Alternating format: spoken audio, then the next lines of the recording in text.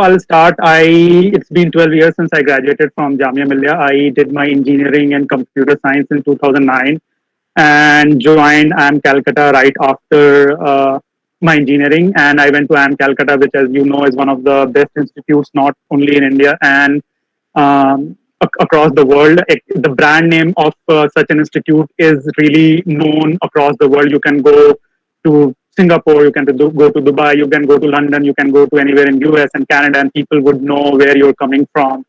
And the life itself during MBA, it's not just about acads. And you must have heard this example a lot of times, even when you come to engineering, that you should engage in IEEE, you should engage in CSI and other societies and take part in different events and all that. And that really helps your personality. But at the end of the day, if you are interacting with more people like yourself, your learning will always be limited. You learn from people who are different to you. You learn from environment which is different to where you grew up. So if I grow up, let's say in a neighborhood in South Delhi, and I spend 70 years of my life, I'll not learn a lot. So just to give you an example, when I was younger and I would read books where they would describe rain as depressing, and I would think that no, rain is not depressing. Rain is really amazing. It's romantic, and it comes after 3-4 months of parched season. So rain is romantic. But you go and live in another place. You live in Denmark, you live in Alaska, and you will realize, or even in anywhere in Canada or North US, you'll realize that why they call it depressing, because it happens in winter. So the temperature is already minus 20 degrees there. So you will feel why they're calling it depressing. So what I'm trying to say is that when you get to an institute of, when we talk about tier one MBA, the people that you interact with will be coming from such a diverse experience, from such a diverse background, that you will, even by just being there, you will learn a lot from these guys. And then these guys go on to achieve a lot of great things in life. So your networking is also amazing. How many of you have heard the name Swiggy, the food ordering app? Yes. Yeah. So the guy who is the CEO founder of Swiggy was my Wingy. So my room number was 407. His room number was 415. So I used to talk to him on everyday basis. So you have people coming in from different backgrounds, and then these people go on and achieve different things in life. So the networking effect that you have in MBA is, especially from a tier one college, is completely unparalleled. So right now I am working with Dabur. I've been working with Dabur for 10 years. But let's say if I want to start a venture of my own, and after, let's say, 2 years, I'm in a situation where I want to raise some money, I can always reach out to these guys to latch on to their experience. How did they go to investors, and how did they try to get investment for their firms? So the learning that you have in MBA, the bond, the networking that you form in such colleges is completely unparalleled. And after that, it's been 10 years for me in Dabur, which is a long time for anyone to spend in one organization. But I have been lucky to really explore and understand how business and sales is done in different part of the world. So my internship was, or my training period was in Assam. Then I was based out of Lucknow. Then I went to Chicago for 4 years, and I was handling accounts like Walmart and Walgreens and Target. So these are some of the biggest accounts in the world, and you get to know how these accounts do their business. You have heard about Sam Walton and Walmart and all those things. So it is really an abstract for you unless you really go there and start knowing these guys or working these guys. So again, when you do MBA from a tier one college, these opportunities open up. And the fields that open up after MBA. So we don't really call ourselves really like business people. We call ourselves as managers. So a manager, the responsibility of a manager to manage things is very vast. So you can get into consultancy, you can get into finance, you can get into sales and marketing, you can get into advertisement. I know people from my batch who are handling tourism for Qatar. There are people who are managing EA Sports, people who are managing different kind of gaming websites. There are people who are working for Uber. There are people who are working in Japan, in Brazil, and all over the world, really. So again, I'm saying that the experience of the people who already come there and the experience that you get after MBA is unparalleled, not just in personal, not just in professional life, but also in personal life. So when I was working in the US, my boss was an African American guy, 50 years old, and we would sit together and he will tell me the stories of slavery that his family had passed down, because these guys used to be slaves like 150 years ago. So uh, I would never have learned so many things about life and business really if I had not chosen this path. From there on, I would go on to why or who should do an MBA right after college.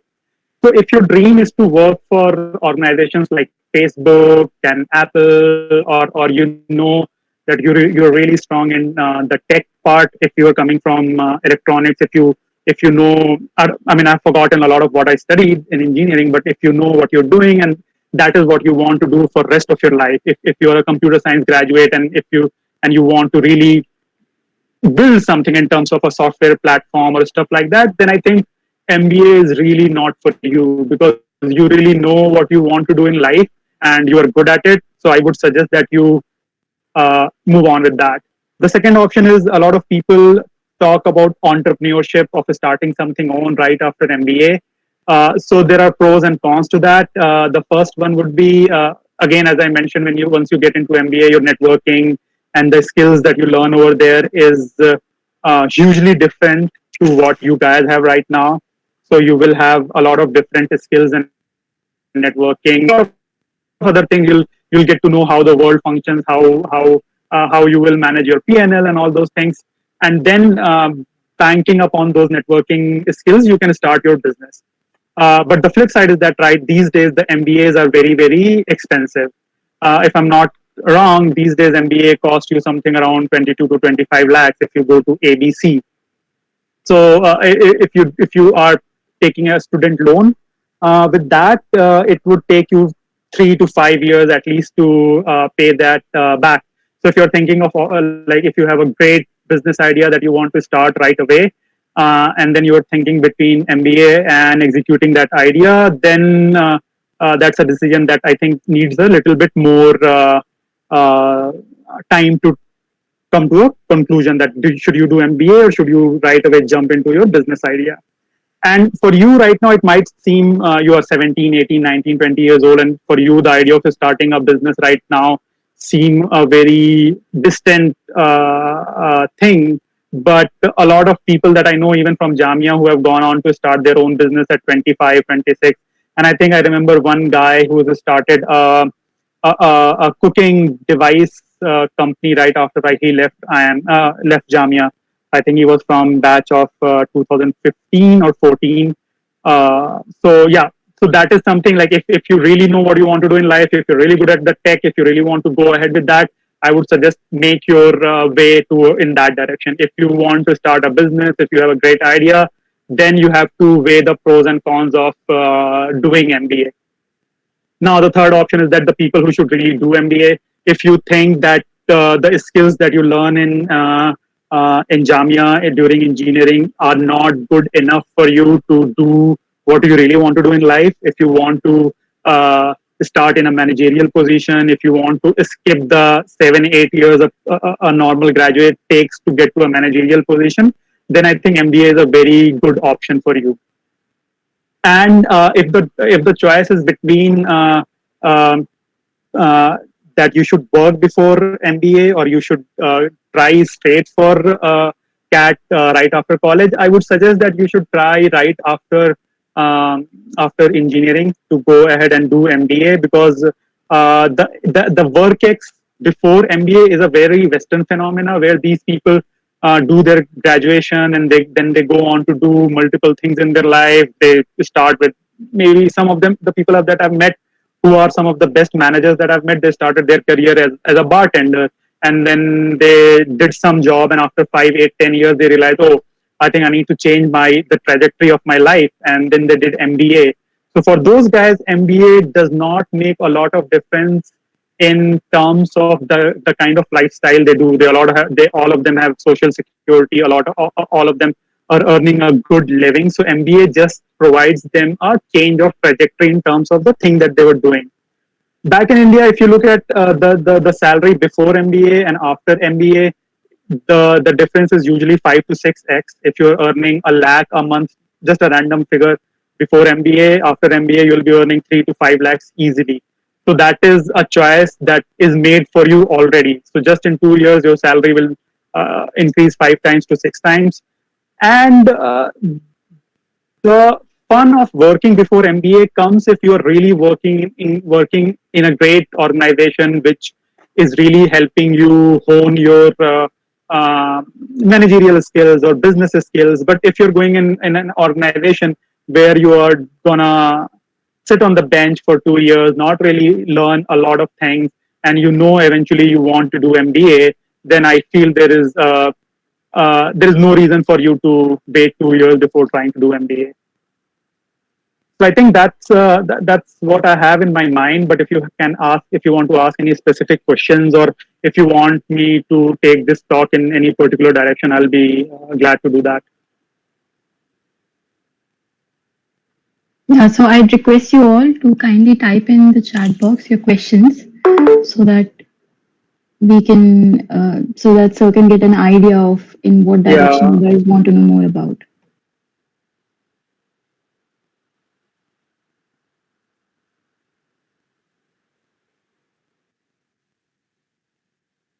So while they're typing, I'd like to ask you, what was your main idea behind doing MBA? So when I joined, I joined computer science, and I loved that part of that part of learning. But I knew that I want to get into a managerial role as soon as possible, because even in engineering, I realized that I love managing people. I love managing numbers and that aspect of working life. So I was part of various organizations. I was the vice chair of CSI at the end of second year. I was the first person to become vice chair at the end of second year. Uh, so that by then I knew that I would want to get into in that direction. So I just started preparing for MBA, and fortunately I got in the first attempt. So you will know in your own heart. So I knew a lot of people who were so good in coding, in the stuff that they did. The people who were in mechanical engineering, the civil engineering, they really loved what they were doing in engineering, and I was not one of them. So the choice was already made for me. Uh, I hope I answered your question. Yeah, so. Yeah. Okay, so we have a few questions. In which Yeah. year we should start the preparation? So preparation about MBA. So of course there are two aspects to it. One is your the written test, the CAT, and the other thing is the GDNPI. So the preparation for GDNPI is a continuous process. You need to start uh, today. I mean, the GDPI. I always tell people who come and ask me that it is essentially about three things. They usually ask you about yourself, they usually ask you about the world around you, and then they will ask you about the world at large. And there is no reason that you should wait for knowing these three things. I mean, they might ask you what are your three greatest strengths. So there's no harm in starting to think about, hey, what are my key strengths? So you some of you who work for IEEE and CSI, you can think that, oh, my key strength is people management, and my key strength is multitasking. So uh, you can start thinking today, and then the second aspect is that once you know about yourself, you need to know about what's going around you. So that would be the project that you're doing right now. So if in third year or fourth year you pick up a project, you should know it thoroughly. If you go after 2 years of work experience, they're going to ask you about what you did in those 2 years. So I don't think there is any reason to wait for knowing these things. And the third option is that um,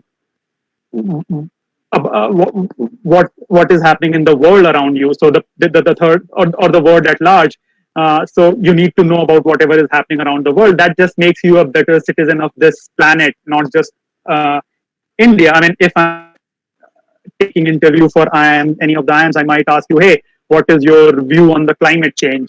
Hey, do you think that we should stop the petrochemical industry to save the climate?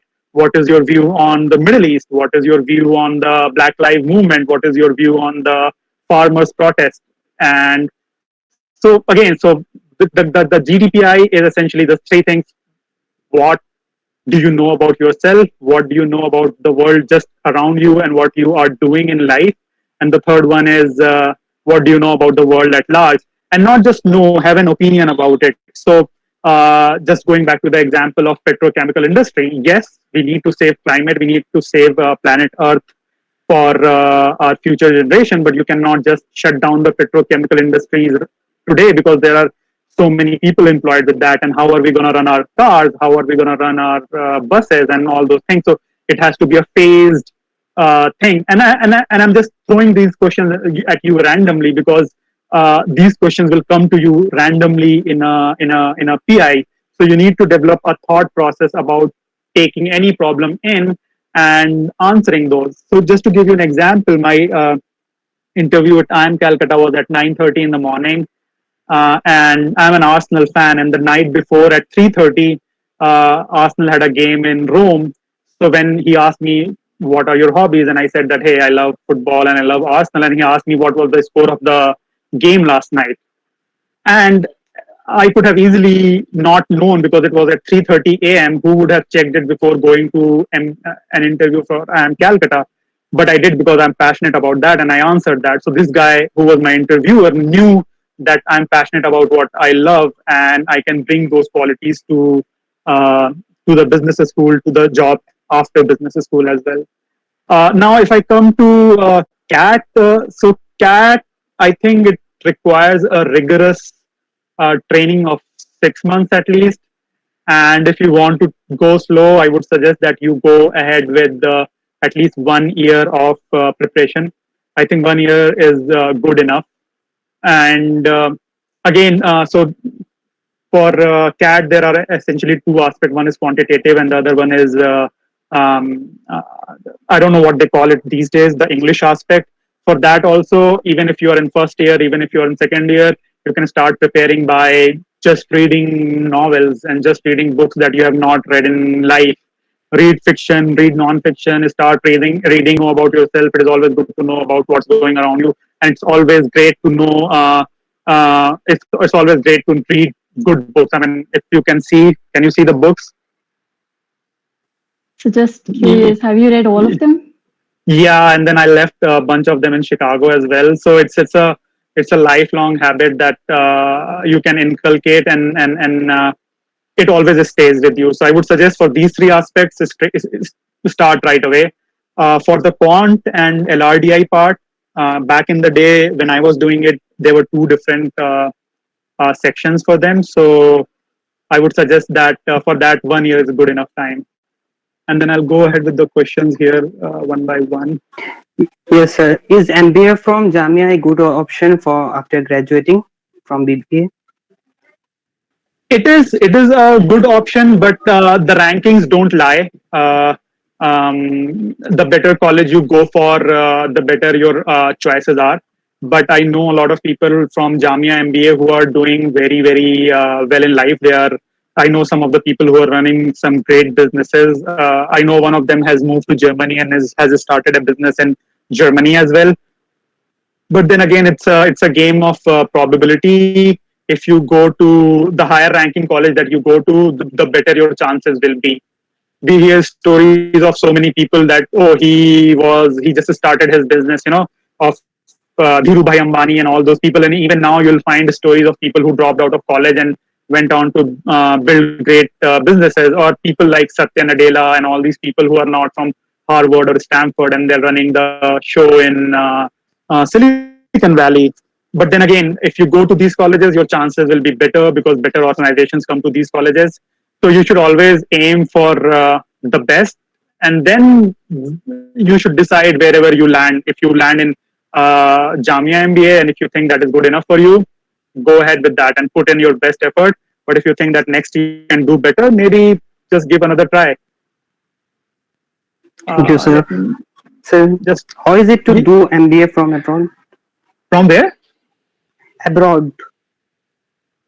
Again, depends. If you go abroad, then you need to take certain things into account. The MBA abroad is very, very expensive. I don't have the figure right now, but it is very expensive. You will take at least 3, 4, 5 years to pay it back. and then by the time you paid back, you would have stayed in the US for 6-7 years. So you would be pretty much living. You would be pretty much an American.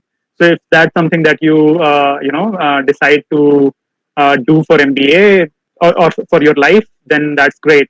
Because the people who do their masters from US, it is very difficult for them to come back to India because the work culture is very different, and then India will never be able to match your salaries. So that is the choice that you will have to make if you want to. And it's just not true for MBA from abroad.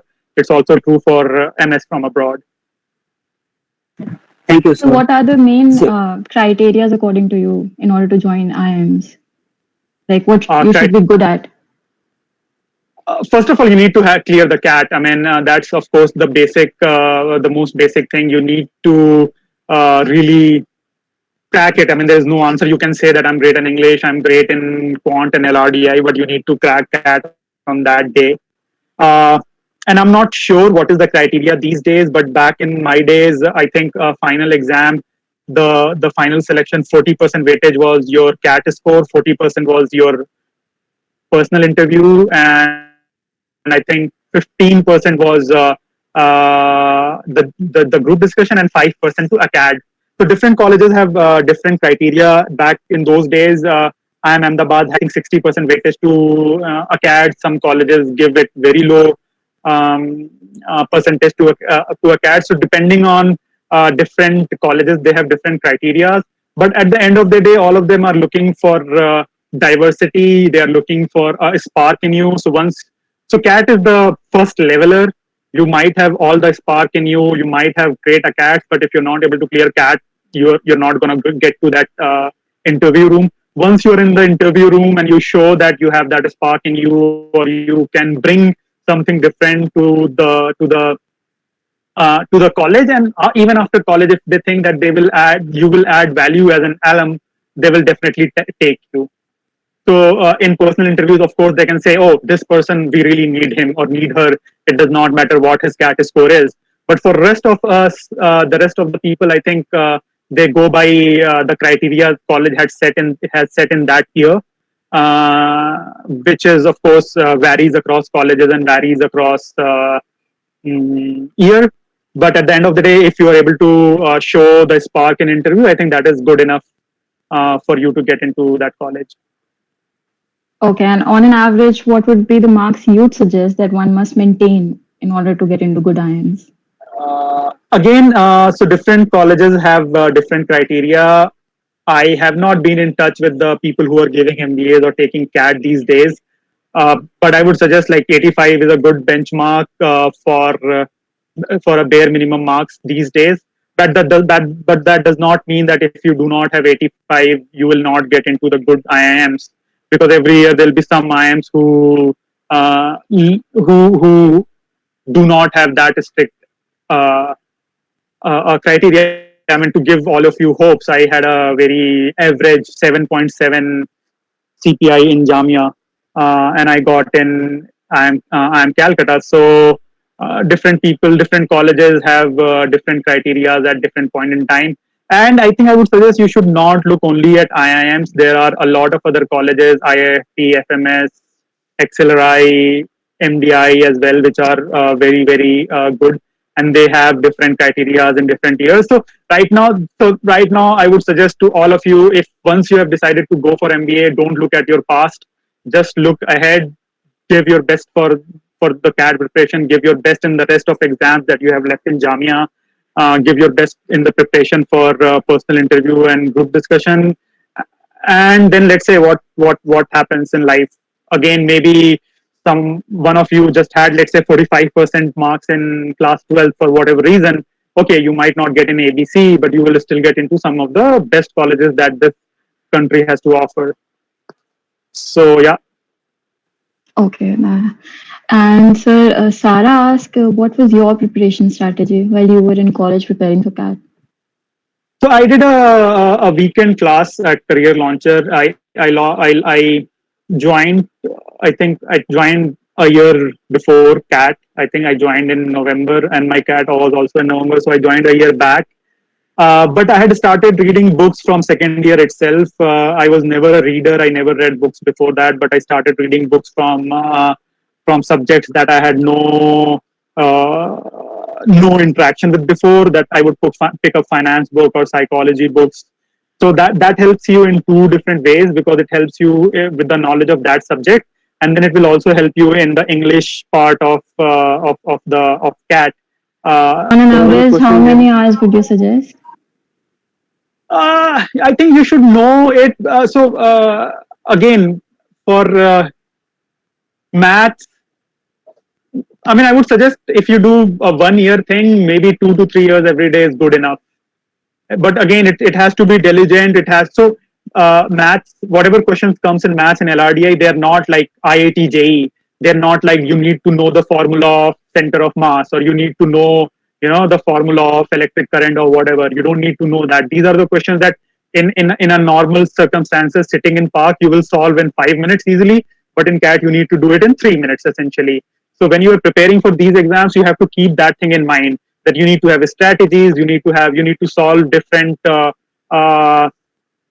questions in a much faster time, and then you should also need to know which questions are worth attempting, which questions are not worth attempting. So that is the best part about CAT. It's a great leveler, because the math that is asked is usually class 10th, class 11th level, so anyone can do it, but you just need to get better at it. In my time, there were people who used to spend 8-10 hours in operating system class. They would sit in the back bench and solve career launcher question bank and workbook, and they did not get into MBA. So number of hours does not really matter. It's just that you should be able to cover all your subjects or all your topics, be it probability, be it geometry, algebra, and all those things, and reading comprehension. And you should have a strategy of your own to answer those questions, because what works for you might not work for any other question.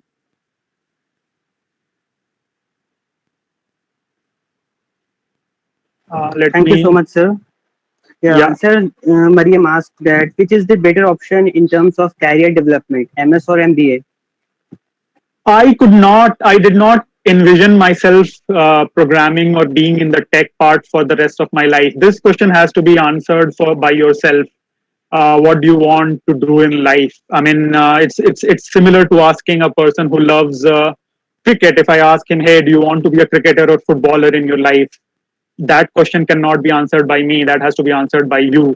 So if you really love programming, or whatever field you're coming from, if you're a mechanical engineer and if you love whatever they teach in mechanical engineering, if you are an architecture student and if you love designing buildings and all that, then I would say just go ahead, work for 1 or 2 years, get your MS, and work for some of the best companies in the world. So that question has to be answered by you. But in terms of it's also a lifestyle selection, because once you do MS, you will be living in US, and that's a choice that I was in the US for 4 years, but I did not want to spend rest of my life there. I wanted to come back to India, and since I had an MBA from India, that really helped me.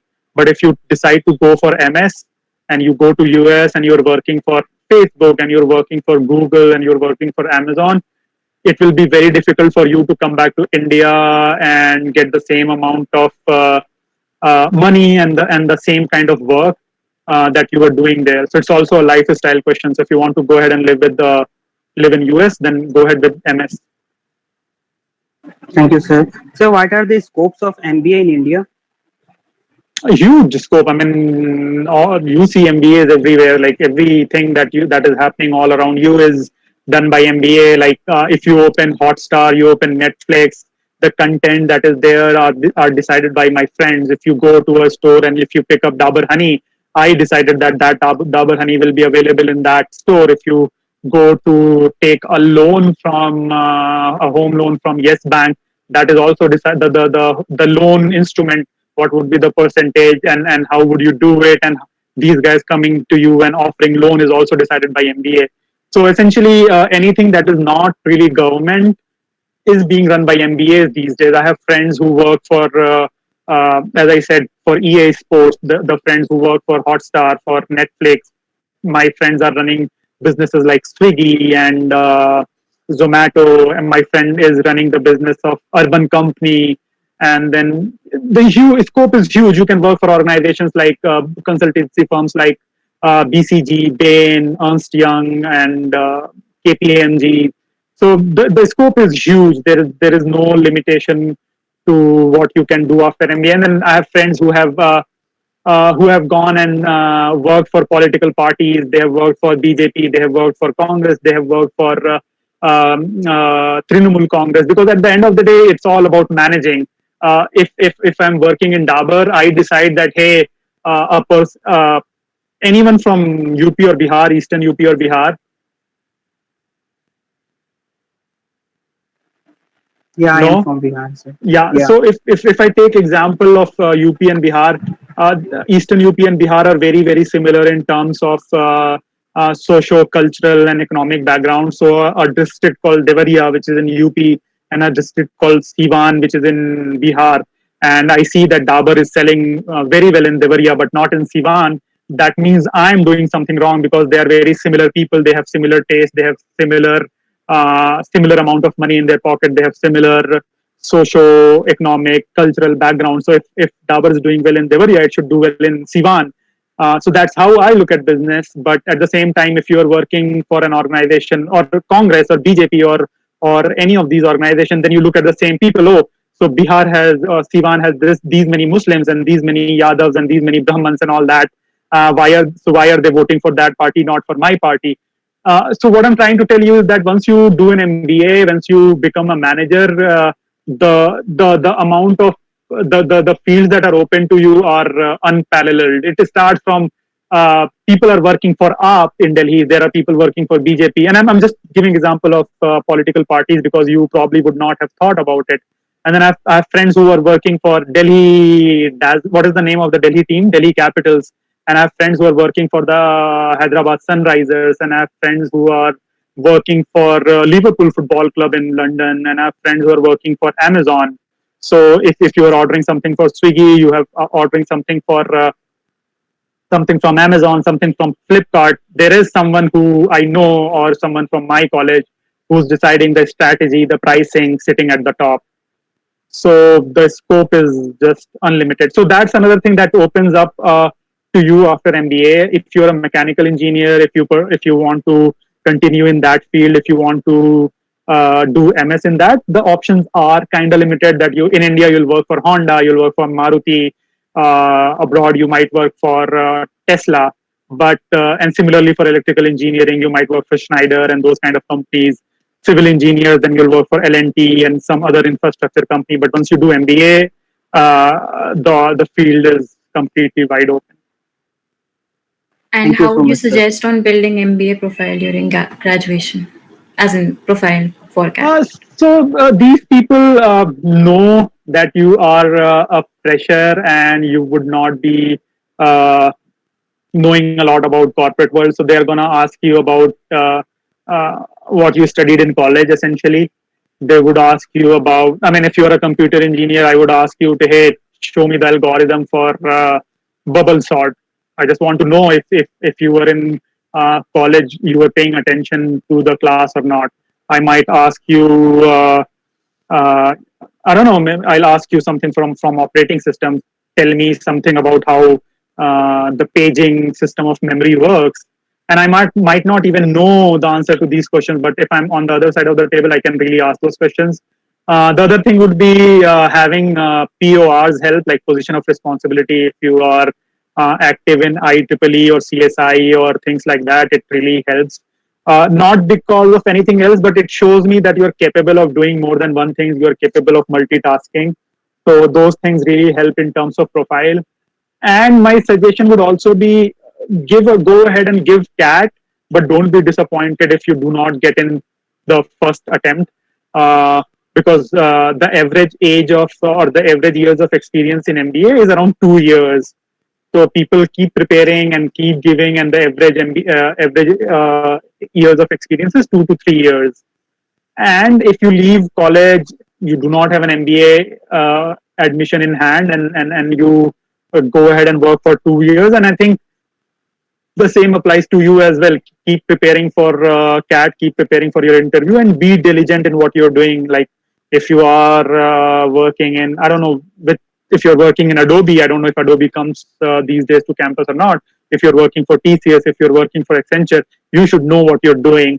So if you are working for Accenture and your project is with, let's say, Bank of Canada, and then I would ask you, hey, why are you doing this project for Bank of America? What help did you, or what help did this project give to that company, or something like that? Suppose someone is not able to decide MS or MBA, so what would be your suggestion?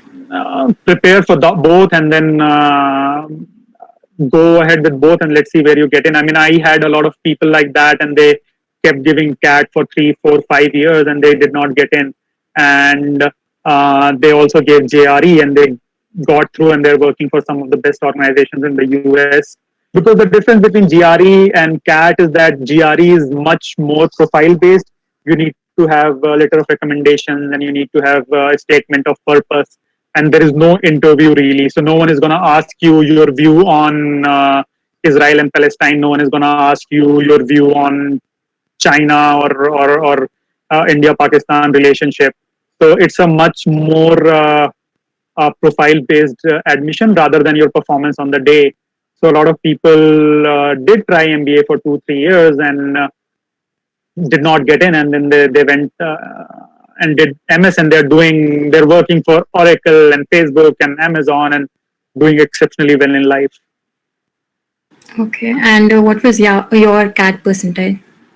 I don't remember, but it was 99.7 plus. It was 99.7. Asking about the books in terms of English part, or are you asking about the maths and LRDI part? Maths and LDI part.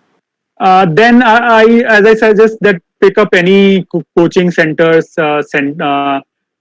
Material would be good enough. The reason I'm saying that is that these things keep changing. The format has changed a lot. Now it's online, and I took CAT around in 2008. So it's been 13 years since I took CAT. So I would not be the best person to answer that particular question. So there's sort of a similar question. Suppose somebody wants to go for a role in data science or data analyst. So what would be better, MS in data science or MBA? So I have that's a good question. I think MS is something that will keep you very, very close to it. Like you will start by doing. So let me give you. It's a very crude analogy, and so with MS, you will start by doing your work yourself. So you will start as a lead. You will start by doing the analysis. You will start by writing that code, and slowly and steadily you will move up the ladder, and probably you'll become the CTO of any organization. But as an MBA, from day one, you will start as getting the work done. You will have people with whom you will get that work done as well. But if you really want to get immersed in data science, if you really want to get immersed in data analytics, I would suggest that you go ahead with MS. Okay, and so a little insight about the streams that we have in MBA and what exactly are the options? So again, I am Calcutta, and I think some of the best colleges in the world and some of the best colleges in India, they don't have any specialization. They say that they don't want to restrict the learning of their students. So just to give you an example, if I am a marketing graduate, in a lot of other colleges, they will stop you from taking finance courses. But a good college says that I don't want to restrict their learning. So what if he's a marketing graduate? Let him study finance for 2 semesters or for 2 courses if he wants to. So my MBA does not have, and then they also say that I do not want to restrict his future employability options. So I do not have any specialization. None of my batchmates do. So I just have an MBA from IIM Calcutta. But some of the other colleges do specialization. Mostly, I'll start with there is finance. Again, it's investment banking, commercial banking, investments. So anything related with stock market, anything related with investment, anything related with banking, that is where finance is. The second is sales and marketing. Sales and marketing is a very broad thing. You can be working as sales marketing graduate for Unilever, for Dabur, for even these banks. So, ICICI will also hire a marketing professional to look after their marketing need as well. But since ICICI is a finance institution, so most of the employees will be finance background guys. Similarly, if you move to Dabur, since Dabur is a sales and marketing organization, most of the employees are sales and marketing professionals. But since it's an organization, it needs a finance division as well to maintain everything. So even in Jamia, there will be a finance person who would look into account how many, like, the fees are coming in, what is the outlay for exams, what is the outlay for salaries and all things. So every organization has a finance person, but the ratio depends on what kind of organization that is. Then the third one is supply chain management. So essentially getting products from one end to another end. So for Dabur, a supply chain professional or an operation professional. So we make real juice. So also, which specialization would you suggest if someone wants to get into consultancy?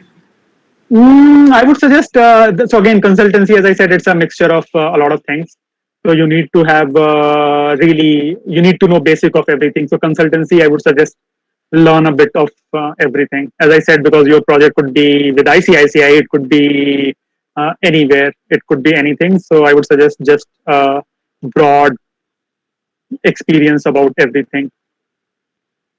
Okay, and so did you prepare for placement during your time in Jamia? I got through TCS.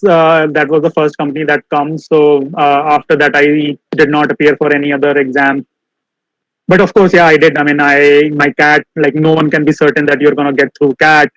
So yeah, I needed to have an option to, in case I did not get through anywhere. So I prepared for for TCS.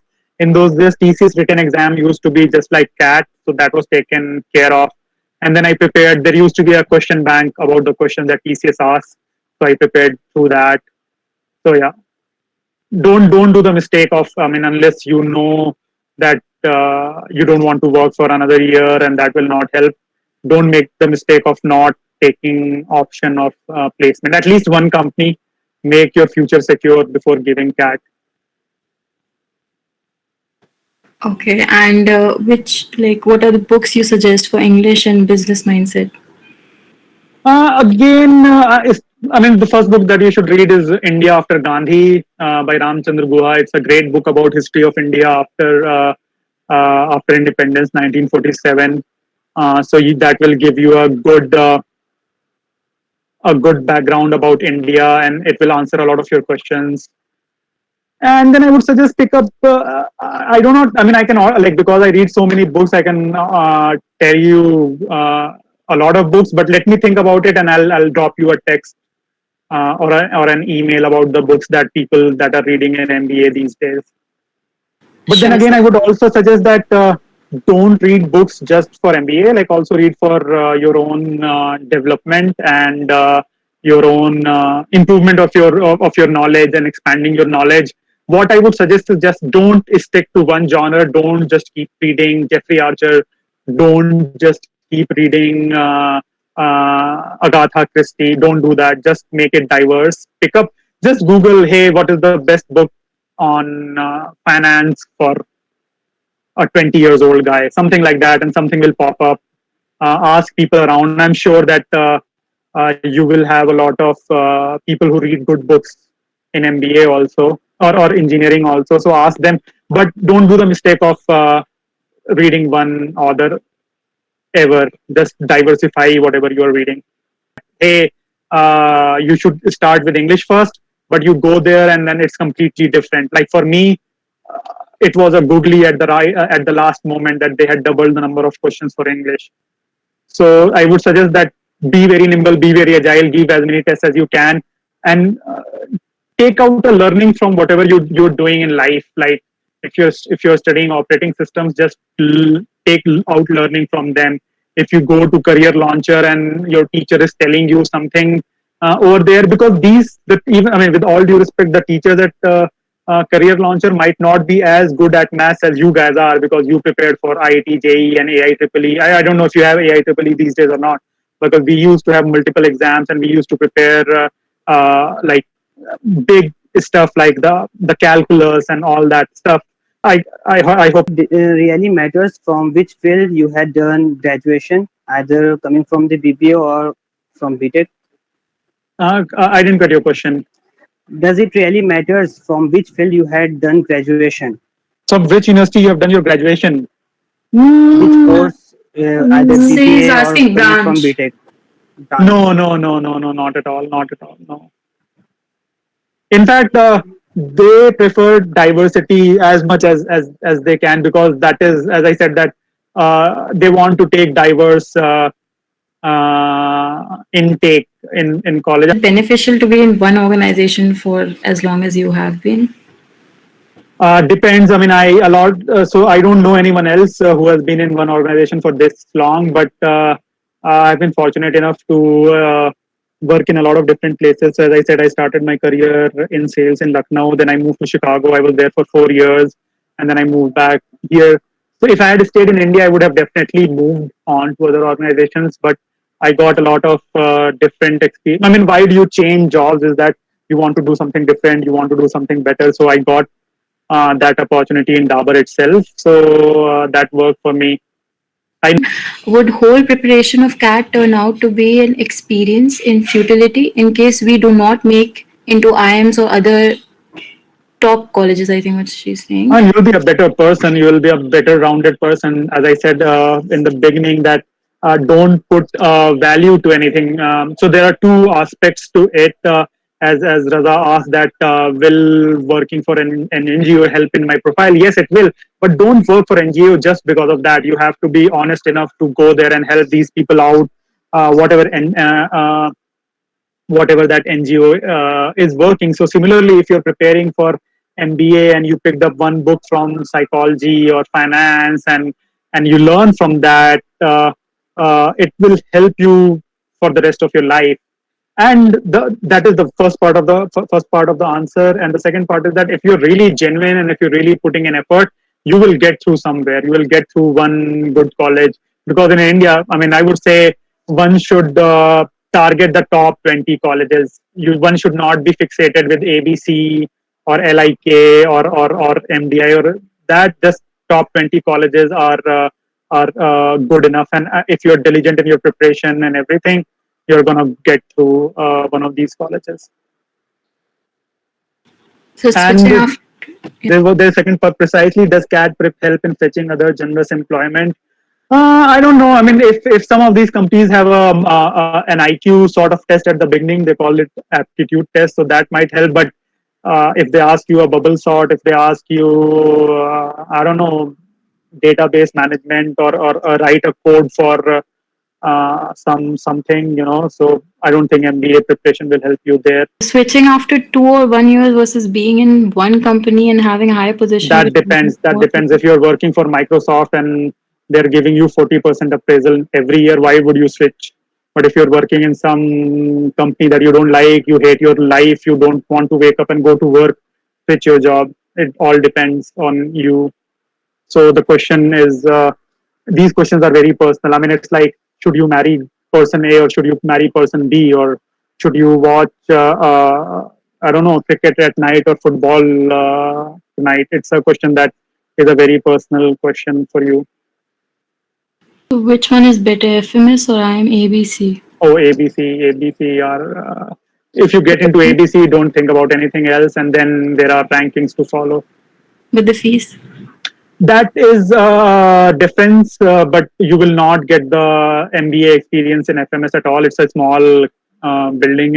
You will get the DU experience, like you will have all these colleges all around you, Miranda House and all that, but you will not get the on-campus. So my campus, IIM Calcutta, was 130 acres, 7 lakes are there, and we were just 1,000 of us. We had our own IPL. We had teams from Chennai and this and that, and we did the bidding, and we had cheerleaders, and we did a lot of stuff that happens in a business school. So if you're getting 2 colleges of similar ranking, just go for the one which has a better campus life. Because as I said, and then I don't know if FMS has an exchange program or not, because exchange is a great experience as well. And then if you get into one of these colleges, you'll get a good enough job to pay back your loan also.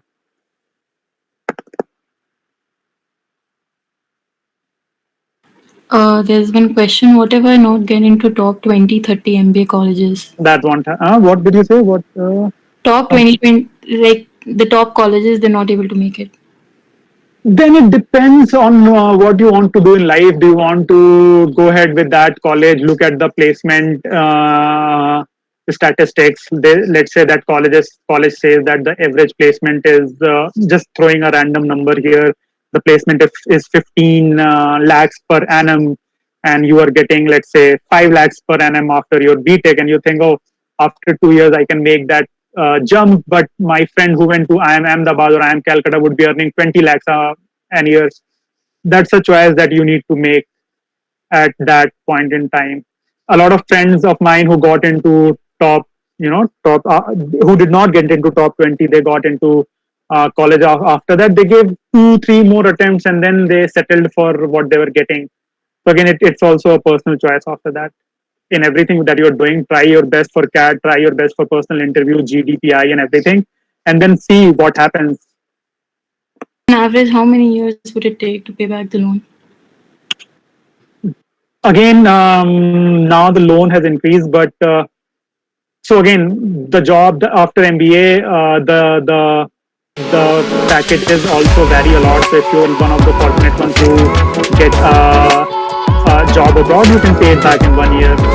But if you get a median job in India, I think 3 to 5 years is a good period of time to pay back the loan. But then you should not look at those 3 to 5 years, because 50 years later or 30 years later, or even like 15 years later, you also have the potential to be the CEO of the company. So my friend who is running Swiggy right now, if he had thought about the loan, he would not have gotten into such a situation. So don't worry about those things. Just worry about getting through CAT. I mean, just imagine one of you does not focus on CAT but keeps thinking about the loan part and ends up screwing up his CAT or her CAT. That is not a very good place to be.